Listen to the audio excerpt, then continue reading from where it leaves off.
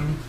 So I would like for all of you to join me on YouTube. That would be a lot better. But if you cannot join me on YouTube, go ahead and stay where you are, and we go from there. Let's make sure that we are there. We're gonna do just so your superpower.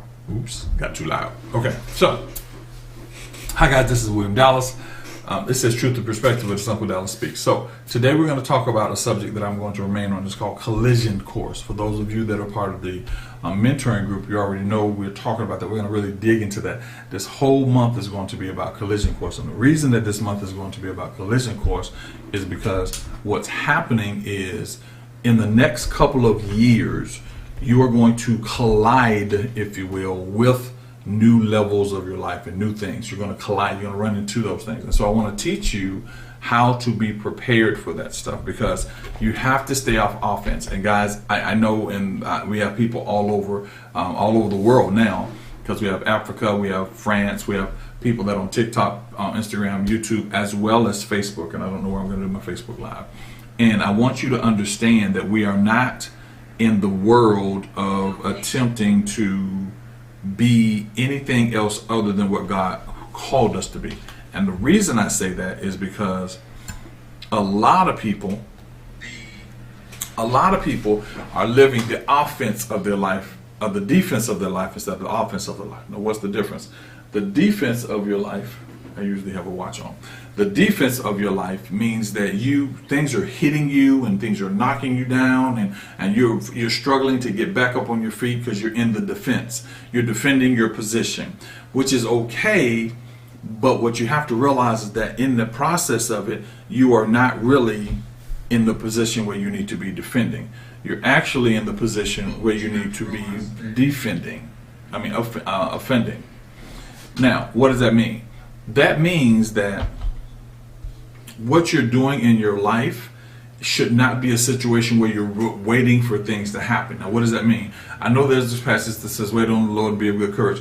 But you have to realize that the necessary territories that you have to take, those territories are your territories. They're not territories that are offered through any other option. They are your territories. And when they're your territories, give me notes. When they're your territories, you have to take those territories. You follow me? And you have to take those territories the way they're supposed to be taking those territories. So let's go to our passage. Now we're going to stay with Matthew, because Matthew is the passage that will help us move forward where we need to move forward. Matthew 11:12 says this: "And from the days of John the Baptist till now, the kingdom of heaven has suffered violence, and the violent take it by force." The kingdom of heaven has suffered violence, and the violence has taken it by force. Now, those of you that are part of the mentoring group, you already have your notes. You have these notes. So we're going to go into some of these notes. We're just not going to go all the way down through them. We're just going to, because I'm going to touch some of the things that have happened within the notes. So first thing you have to realize, it says the kingdom of heaven. That from the days of John the Baptist till now, the kingdom of heaven. That means the atmosphere of heaven, heavenly atmosphere in your life. Heavenly atmosphere in your life has suffered an aggression. That means there's something fighting your peace. There's something fighting your position. There's something fighting where you are. Now, if it's fighting it, it wants it. People don't war after anything they don't want. So when you got haters and people that don't like you and all those kind of things, it's not just a dislike for you. There's a point of jealousy within that. So that's why I tell you guys, kind of be careful, because there's a point of jealousy within that. Because once you accomplish, those that can accomplish or don't know how to accomplish will be upset with you. So what I had to realize is, especially when I was going to church, I didn't go through the same trails that most people went through when it came to the prophetic or to the ministry or to preaching. I was taught by the mouth of God. Now, for some of you guys going to look at me like, what do you mean the mouth of God? I was taught by the mouth of God, meaning that I was taught spiritual principles before I was taught religious principles or church dogma, church rituals. So I had to learn to understand those things, because I couldn't understand them, because when I was attempting to try to share what I knew, the people that were around me were getting upset. So let me tell you the story. So I went to this particular church, and this particular church the gentleman that was in the church was actually a friend of mine. He was actually somebody that I knew. He and I, growing up in ministry together, we gained some type of friendship. So he was out of town and said, listen, while I'm out of town, would you mind just coming and kind of monitoring the things, because I've got to be someplace that's important. I don't know, mother died, uncle died or something, and I got to be in this place, and I just need somebody there. And I said, okay, what do you want me to do? He said, oh, no, just be there. Don't worry about it. And so I'm there. I'm there talking, there spending time, there helping him. He leaves and he says, hey guys, Pastor Dallas is going to be here. The pastor of the time comes in. When the pastor of the time, now remember, now I know this pastor, which means the people know me. Okay? When the pastor of the time comes in, he begins to try to claim the position of pastor in this church. I'm not going to let him do this. Now, this is what happens, because in religion, when you talk about religion, you talk about structure. You talk about hierarchy. You talk about people that want to be at a better level than they've been before. You talk about all these different things. But what you have to realize is, if God doesn't put you in it, it doesn't belong to you. Anyway, long story short, when this takes place, what takes place is a fight breaks out in the church. A literal fight. A fight breaks out in the church. Why? Because he's so busy trying to run the church that he's not paying attention to what he's doing and what's going on. So he's not talking to the people, the ushers, he's not talking to anybody. He's trying to be preacher, super preacher. Anyway, the fight breaks out in the church. When the fight is over, the pastor comes over and asks me what goes on. And I said, this is what happened. I explained to him what happened. Now, guys, the reason that the fight broke out was because he was so busy trying to show that he was just as valuable as I was, that he wasn't paying attention to what was going on in the audience around him. And so the fight broke out. That wasn't a big fight. It was just, a couple screaming and yelling, and basically took him out of the church. Listen, the kingdom of heaven suffers violence, and the violent take it by force. And that's the bottom line. Okay? So let me help you out with a lot of things. Number one, if you are a Christian, you're in the wrong place. No, not on this call. Your position is wrong. Your desire is not to become a Christian. And most of us want to become a Christian. And we use the terminology because that means Christ-like. But you have to realize, if you truly like Christ, if there's a truly Christ-likeness in your mindset, you realize that the Bible says that Christ never did what he wanted to do. He did what he saw the Father do. So that means he was never reserved and he never took his residence or never stayed in Christianity. We run around going, I'm a Christian, I'm a Christian, I'm a Christian, which means you're still going through the trials necessary to become spiritual. Kingdom of heaven suffer violence, and the violent take it by force. You should be taking territory every day. And the reason you should be taking territory every day, because when you take territory every day, you learn that there are certain things that are happening in your life, and these things that are happening in your life, those things are the things that stop you from moving forward until you get control of them. Let's jump over to Ephesians, because Ephesians is the one that we deal with when it comes. Let's jump over to Ephesians. Okay. Now, when you understand that, you understand that once you're people say, well, can I find a person at church and I can find this? I want to find a good church going man. I want to find a good Christian man. Okay. First of all, you don't want to find a Christian man. You want to find a man with purpose. I'll leave that part alone. But the second thing is, because a person goes to a structure does not mean that that person has allowed the structure to take place in their lives. Now, check this out. Ephesians, the second chapter, let's do the second chapter. And I've read this, like I said, you guys that are part of the mentoring group, you already have these notes. But check this out. And he said, and you who he have quickened, you hath he quickened, who were dead in trespasses and sin. Verse 2, wherein in times past you walked according to the course of this world. You want to know how to start moving into a different level? Stop walking into a course of this world. What does that mean? Your mind does not control your movement. Your circumstances do not control your movement. Your movement is controlled strictly by the Spirit, which means you have to spend time in the Spirit. Ask yourself this: if someone does something to you, what's your first response? If someone says something to you, what's your first response? If somebody says something about you, what's your first response? Because these are the things that will keep you moving in the Spirit. Why? Because I made a comment the other day. Somebody standing in your face saying something to you. Oh my God, you're so stupid. I can't believe you did it. You're dumb. You get on my nerves. All those kind of things. Why do you move? Why are you upset? What's going on in your life that makes you respond to that? It becomes a personal thing where you believe that they believe what they're saying is true, which means you are now relying on their information to determine whether what you are is what you are or not, which means they're in control. I did a live late last night. Before I went to bed, I was on live, I think at 1 o'clock in the morning live. And this gentleman said to me, he said, if a woman gets in your face, no, he said, what do you do if a young lady is in your car yelling at you and hitting you and beating on you? He said, do you hit her back? I said, well, no. First thing I would do is I would pull over the car. He said, yeah, what if she won't? I would ask her to get out the car. He said, what if she's still swinging on you? I said, first of all, I'm protecting myself, number one, and number two, I'm asking her to stop swinging on me. He go, then what happens? If she doesn't leave the car, I'm getting out the car and I'm going to get an Uber home. He said, what? I said, I'm getting out the car and get an Uber home. He goes, why? I said, first of all, there is no violence toward women. Second of all, if there is violence towards women, I don't want to be a part of it. He said, what about defending yourself? I said, see, you have to realize, I don't get too many people coming trying to attack me. I'm 6'6", I'm 285 pounds, I'm slightly solid. I may not be real solid, I'm still cushy. I'm still cushy in some areas, but we're working on those. So why would I do that toward that? You don't control me enough, Violet.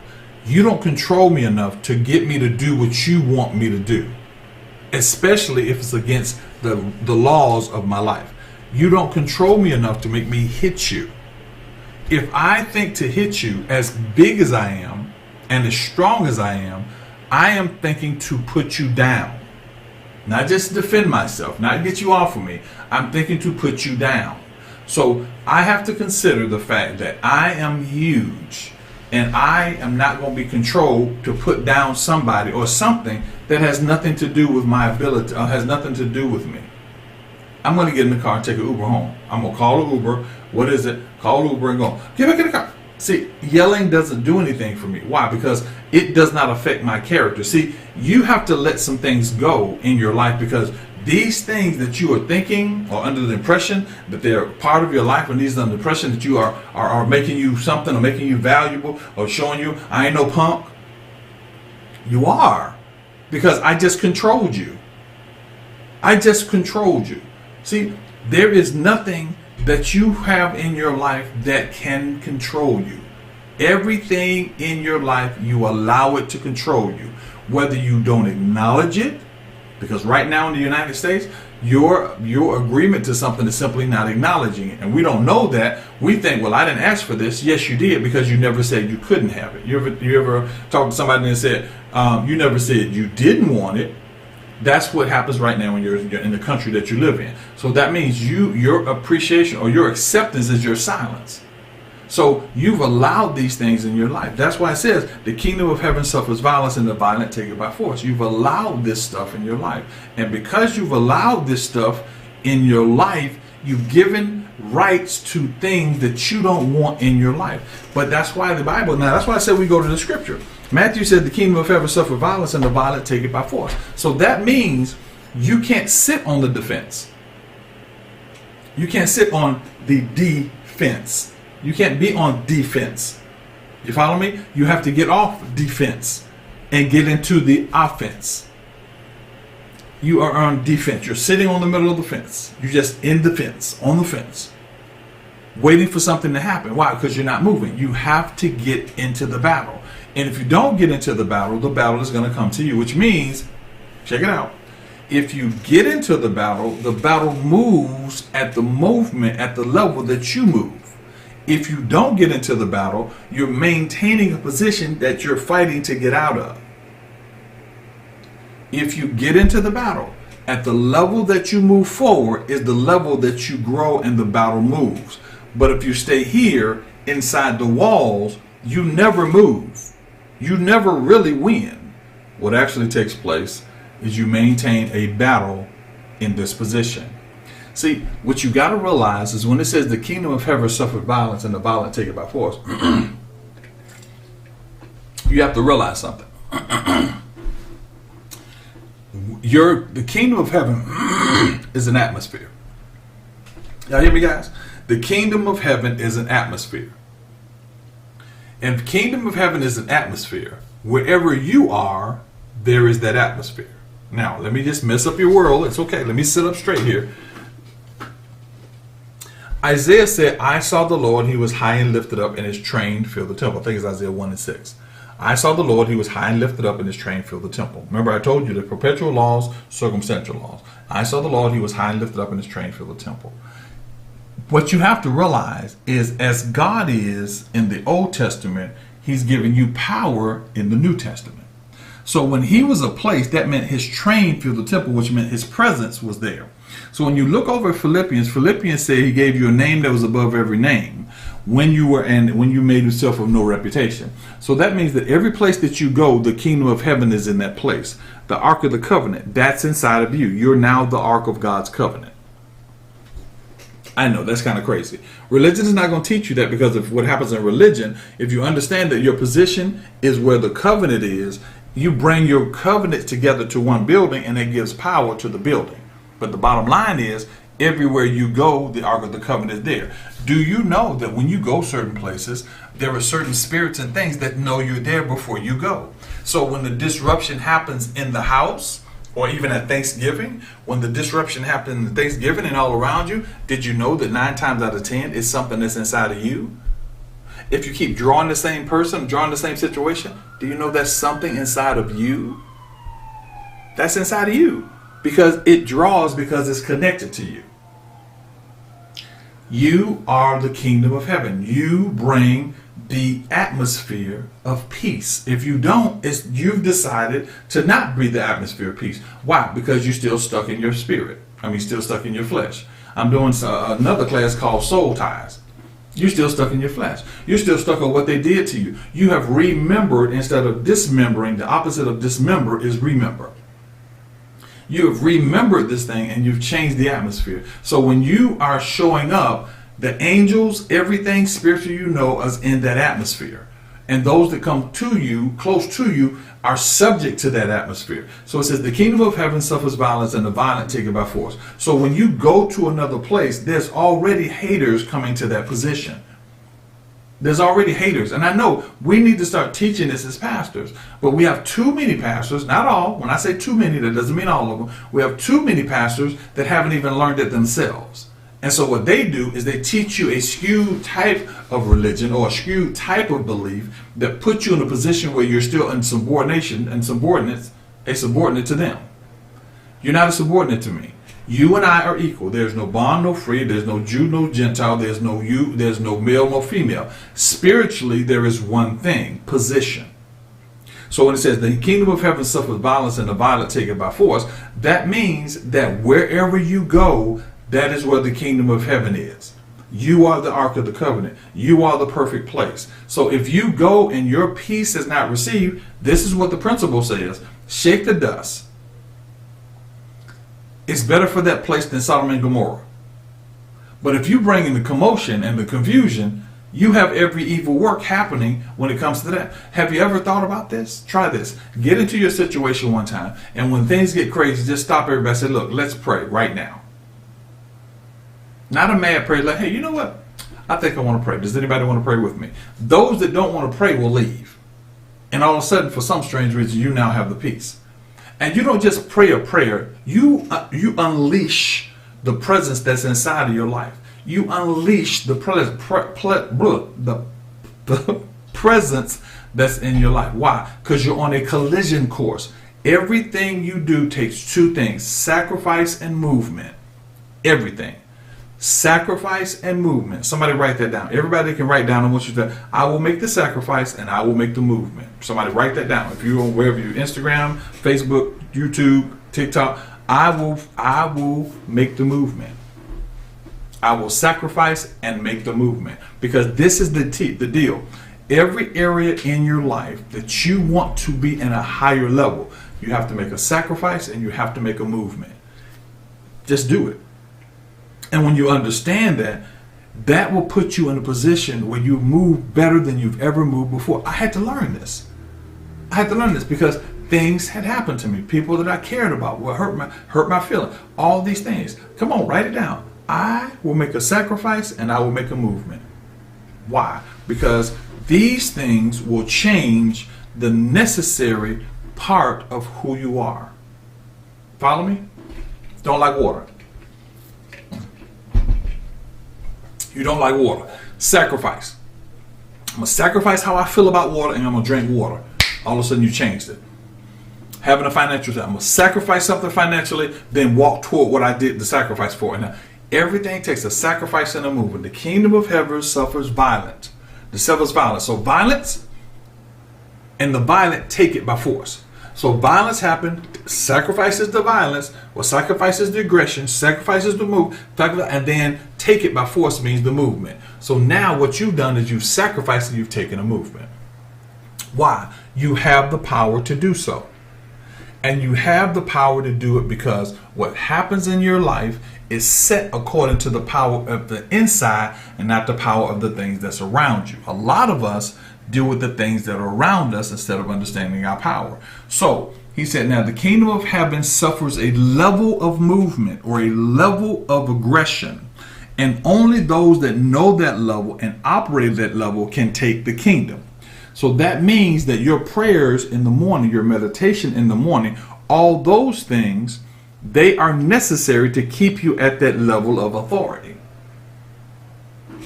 They are necessary to keep you at that level of authority. Because if you don't operate there, you don't have the level that violence takes. For every action, there's an equal and opposite reaction. That's Isaac Newton's principle. For every action, there's an equal and opposite reaction. So what you have to determine is where you want to go by going, okay, God, I have this. This is what I believe. This is where my heart is. This is what makes me where I need to be. I will make those movements. I want to be in a wealthy place. So what sacrifice do you make? And then what movement do you make? Every sacrifice is movement. That's why he says, write the vision, make it plain, that they may run or move that read it.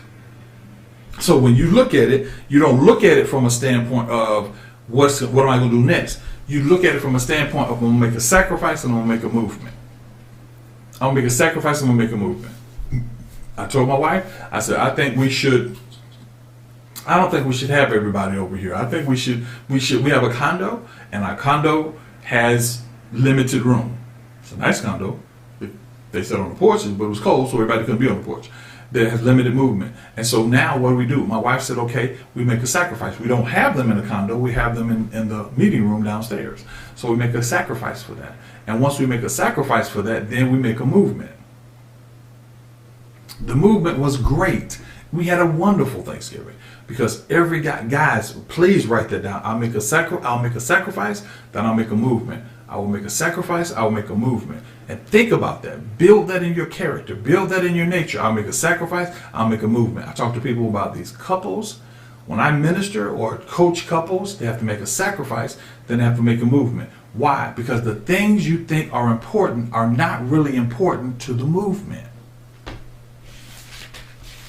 Go over a couple of pages, and one of my favorite passages in the entire world, my favorite passages in the entire world is in Philippians 3rd chapter in the 7th verse. Sacrifice and movement. You have to do that, guys. There is nobody on this planet that I hate. Nobody on this planet that I'm mad with. Why? Because I don't put that position in my life. I have to make the sacrifice. I can't be mad at you. You did what you thought you were supposed to do. Sacrifice and movement. That's it. But here's the thing. You have things that you think are important to you and they're not necessary. That's what's holding you back. Follow me here. Philippians 3 and 7 says, but what things I considered were gain to me, those things I count as lost for Christ. The principle of Christ means the principle of the Spirit. Jesus was the person of the Spirit. Christ was the Spirit of the Spirit. So, he said, here's what happens. He said, I will make the sacrifice. Look at Philippians, the 2nd chapter, made himself of no reputation. But the things that you think are important to your movement, 9 times out of 10 people, they're not. Why? Because how you feel is not important. What you think is not important. Common sense, not important. One thing is important. Where he's leading me and how he tells me to get there. where he's leading me and how he's telling me to get there. And a lot of times how he's telling you to get there may have nothing to do with your church. The corruption that has happened within the walls of the church has absolutely nothing to do with people against you. It has to do with the fact that we have not learned how to come outside the walls and be just as powerful outside the walls as we were inside the walls. And because of that, what you find is people that are weak and cannot handle the pressure of the kingdom of heaven, because we've never taught them. We never showed you that you're just as powerful when you walk into the grocery store. And the moment that you walk into the grocery store, favor has been ignited. It's been released. And what you have to realize is when that favor has been released, if you're not looking for it, you'll never see it. If you're not looking for it, you'll never see it. And the reason you'll never see it is because when it happens, you're not looking for what it happens, and it'll be something so simple. Like you will go over to, let's just say the cookie aisle. And when you get to the cookie aisle, you go, hey man, you know those cookies right there on sale for 10 cents. Oh wow, you think it's obvious. You think it's just a coincidence. There is no such thing. Get that out of your vocabulary. Please. Please. None of the things that you think are obvious are obvious. These things are by design. So when you walk to a place and there's a sale there and it's on sale of what you want, it's by design. Again, story. Having a conference in Atlanta, Georgia. I just got off the phone with my godbrother a minute ago. Having a church, having a conference, a banquet in Atlanta, Georgia. While I had the banquet, people from California wanted to come. They couldn't come because the tickets were $300 and something per person, and they didn't have that money. Sitting down, while I'm sitting down, the Spirit of God speaks to me and said, turn the TV on. I'm not a big TV person. I'm a work person. I'm in my office guys. I'm not a big TV person. I'm a work person. So in the process of it, I go sit down and turn the TV on. The moment I turn the TV on, a commercial comes up. The commercial says, hey, we have a sale. Anybody wants to fly from LA to Atlanta, it's now $99 round trip. LA to Atlanta. Not LA to Florida. Not LA anywhere around the world. LA to Atlanta is $99. I hang up. I turn the TV off. I call them up. I say, listen, call this airline.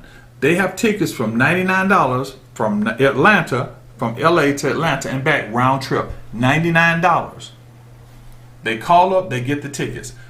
Do you think that happened because I was just in the right place, or just obvious? That happened because I carry the presence of God. You carry the presence of God.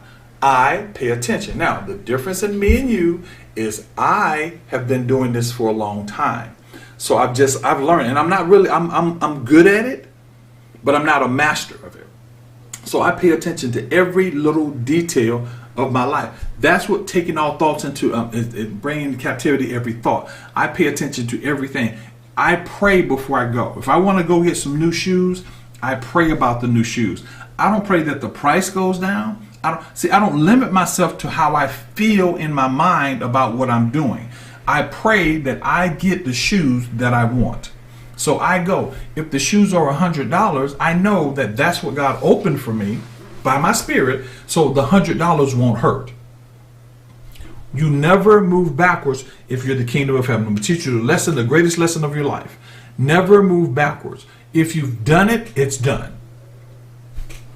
If you've done it, it's done. And if it's done, don't look back. If you went and bought some $1,500 shoes, you kept them for 3 days, and you go, dog, I needed that $1,500 for that. Don't go back and take those shoes back. Don't take them back. Move forward. The kingdom of heaven, take it by violence. Take it by violence. Move forward. Okay, I lost that $1,500. How do I make that $1,500 back? God, if you open the door for me to get these shoes, how do I make it back? It might have been a mistake. Maybe you didn't hear God like you needed to hear God. Maybe you weren't sensitive to the Spirit like you should have been sensitive to the Spirit. But what you don't do is you don't go back. You go, okay, I apologize. I shouldn't have done that. Let me move to the next level. Whatever you say, God, do, I'm going to do. If he tells you take the shoes back, take them back. If he doesn't tell you to take your shoes back, don't take them back. He may open the door for somebody to do something, and you may open your business and they give you an extra $1,500. Whatever the situation may be, what you do is you keep moving forward. Sacrifice, movement. I want to take these. Nope, don't take the shoes back. Sacrifice and movement. Why? Because you are taking territory every day. Every day. Every day. You're taking territory. Your prayer should be, your new prayer. I'm going to add this to you. First prayer. Remember the first thing I told you guys to do? Pray, God, put me on the path that best benefits my destination. I will be aware. Remember, aware of everything you do. I don't live, third thing, I don't live on my supply. I live on my overflow. Here's your new prayer. Add this to your prayer. Every day I will make a sacrifice and a movement. God, empower me to make a sacrifice and a movement. God, give me power to make a sacrifice and a movement.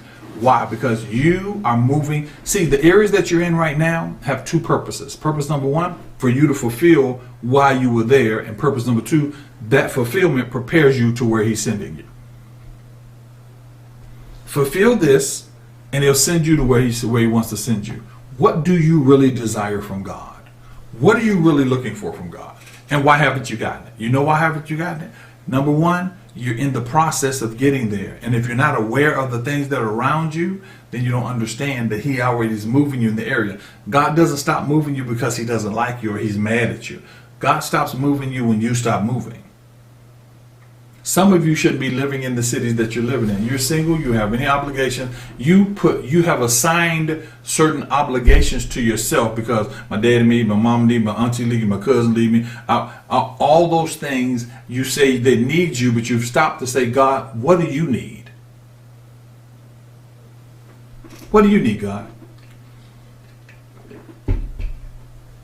When you understand that, you understand that when you operate at this level, you operate at a spiritual level, not a Christian level, not a church level, not a religious level. And we have never been taught how to operate at a spiritual level. We've been taught how to operate at a church level. Make sure you pay your tithes. Make sure you do your offerings. Make sure you pay for communion. Don't get up on the pulpit. Don't run around in the church. All these things. Make sure you pay your building. All these things put you at a church level. At a Christian level, oh my God, I do this for that, and I got to make sure that I do this for this, and I do this. That's a Christian level. You're trying to work out your soul salvation is a Christian level. You're not working out this level. You're not working out Christian level. You're trying to be spiritual, and we've contaminated spiritual because we have spiritualists. So what happens is the word spiritual was taken from us. I had a friend of mine tell me that the rainbow was taken from us. He said, when do we meet and say the rainbow belonged to one category or another? He said, at what point did we meet and rainbows now belong over here? Why? Because we let the connotation stop us. I am a spiritual person. That is what I'm not looking for religion. I'm not looking for Christianity. I'm looking for spirituality. Do I understand church? Yes. Do I understand religion? Yes. Do I understand Christianity? Yes. But that's not my purpose. I want to move universally like God moves. I want to move universally like God moves. God can move anywhere he wants to do. I want to move anywhere I want to move, or anywhere he tells me to move. So once you understand that, you understand you are not hindered by anything in your life but you. You and you and you. That's what hinders you. These are the things that hinder you. You hinder yourself by yourself because you're more powerful than your circumstances. You're more detailed and smarter than any enemy that can come in contact with. What you have to figure out is, what are you going to do with the power? You make a sacrifice and make a movement. You want a better relationship, okay? You are married. You want a better relationship. How do you have a better relationship? Learn to make a sacrifice and movement. I will not argue. We will not fuss about stupid stuff. We won't fuss at all. We will not argue. We will not fuss about stupid stuff. Anytime he says something or anytime I say something, I will consider my spiritual guide, which is God, to tell me what's the way to do this. I will pray in the middle of the argument, I will stop and begin to pray. Not pray loud, just Father, help me because I don't understand what my husband is saying. Or Father, help me, I don't understand what my wife is saying. Honey, grab my hands, let's pray. Kendra Dallas did that. Years ago, when we first getting started with our couples conference, she did not understand. Our anger was getting up higher. Everything was going, and my wife said to me, she said, baby, let's stop, let's pray. We grabbed hands. Do you know how much my emotions and our anger and all that stuff start to maneuver within that thing? All of a sudden, it brought peace because we have a respect for God. We're not going to start yelling at God. But if we could stop in the middle of that thing and give God access to that thing, it will change it. So give God access to the relationship. Stop thinking you're right. Stop thinking you're wrong. And start realizing that God has a better way, male and female. In your relationship, as a non-married person, you are constantly conflicting. You're constantly battling. It seems like no matter what you do, you're in a fight. That means you need to back away because that thing is trying to affect your peace. You carry peace. You have it in your briefcase. Pull it out. Oh, you don't know what a briefcase is. You have it in your pouch or your backpack. Pull it out and utilize it. Why? Because if that person will not respect who you are spiritually, and I'm not talking about your calling. And let me say this. If you are married and you have a calling, your calling just changed. If you are married and feel like you have a calling, when you get married, your calling has changed. Why? When you're in Christ, when you're in covenant, you're a new creature. Old things are passed away. So now you need to refigure how God wants you to be in this new position. You can't assume that because you got with this husband or got with this wife that your relationship and your ministry stayed the same. Why? Because there's a level of submission that comes from God to you when you change positions. Everybody that's a part of my mentoring course, the reason I say that the mentoring course is by donation only is because I need you to stop feeling obligated to do something and feel free to do it. Stop being obligated to do it and feel free to do it. So what you have to realize is what God is trying to get you to do is to walk in a universal place when you've been living in a limited place.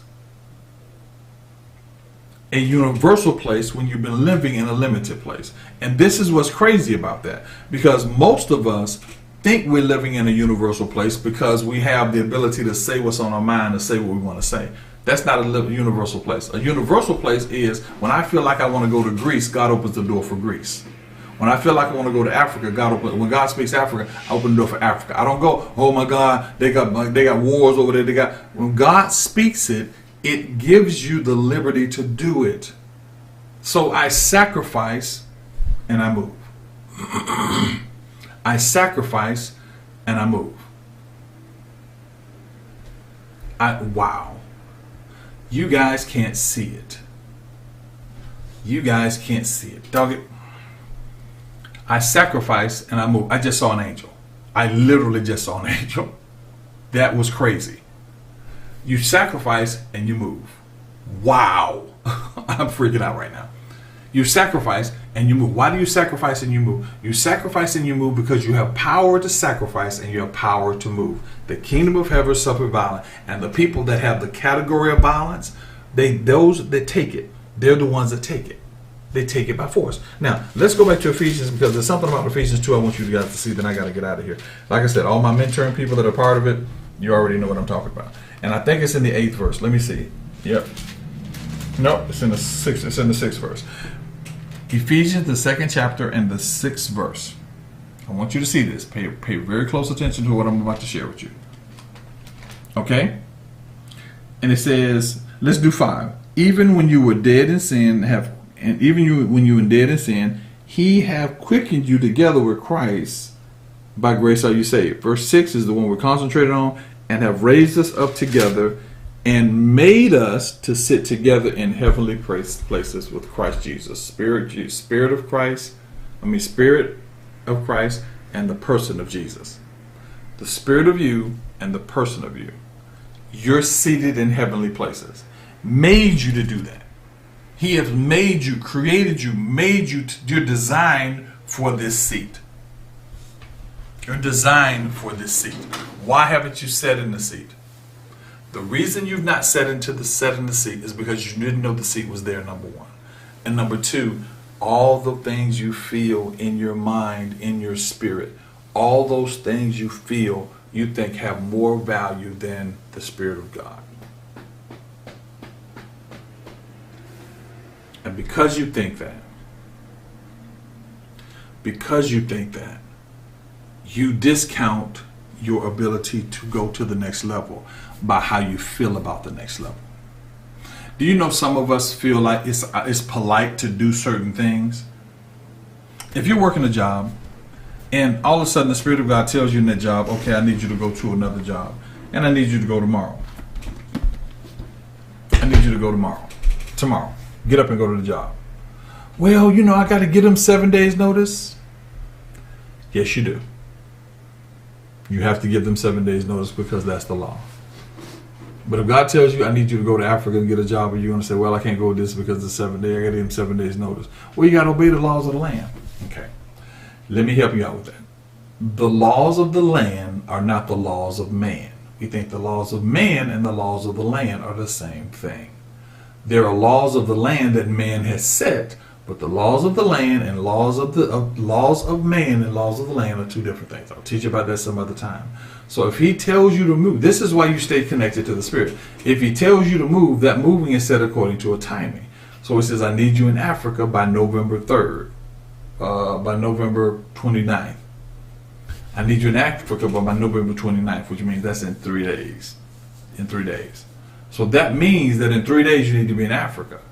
Now, if he says that, he's already made arrangements for you. The plane ticket will be cheaper. All of a sudden you pass through all the COVID tests. All these things will happen because what you find is when God gives you liberty, oh, that's that spot. When God gives you liberty, then that liberty gives you opportunity. Well, what about the 7 days? Listen, stop trying to be carnally correct.